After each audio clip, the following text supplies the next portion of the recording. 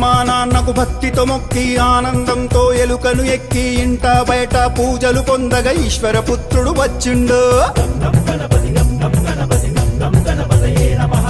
ఉండ్రాళ్ళు సిద్ధం చేద్దాం, ఊరందరినీ ఆహ్వానిద్దాం, ఋషులు మునులు సంతసించగా ఎదలో గణపతి పూజలు చేద్దాం.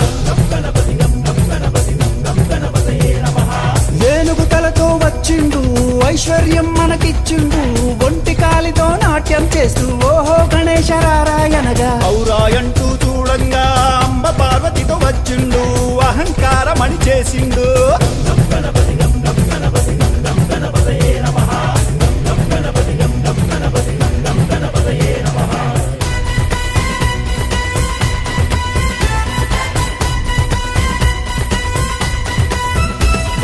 కడుపారా పాయసమే త్రాగి ఖర్జూర పండ్లను మెచ్చిండు, గడ్డి పరుకుంచి గుంజీలు తీస్తే ఘనంగా దీవెనలిచ్చిండు, జ్ఞానమందరికి ఇచ్చిండు. చవితి నుండి 9 రాత్రులు చక్రం ఎత్తి అర్చన చేద్దాం, జన్మ జన్మల పుణ్యఫలంతో ఝంకారంతో గానం చేద్దాం. చక్కరిగాళ్ళను మట్టు పెట్టి ఠం ఠమ్మని గంటలు మోగిద్దాం, తప్పుడు ఆగకుండా ఠం ఠమ్మని బాజా మ్రోగిద్దాం, రణమున గెలుపును సాధిద్దాం.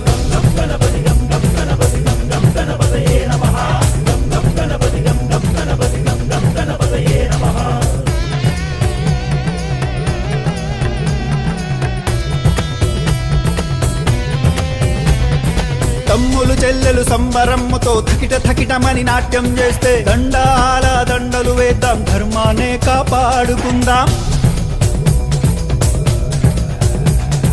నచ్చి మెచ్చిన గణపయ్య పరుగు పరుగున వచ్చనయ్యా, ఫలములు మెండుగా ఇచ్చునయా, బండెక్కించి ఊరేగిస్తే భవబంధాలు తొలగినయా.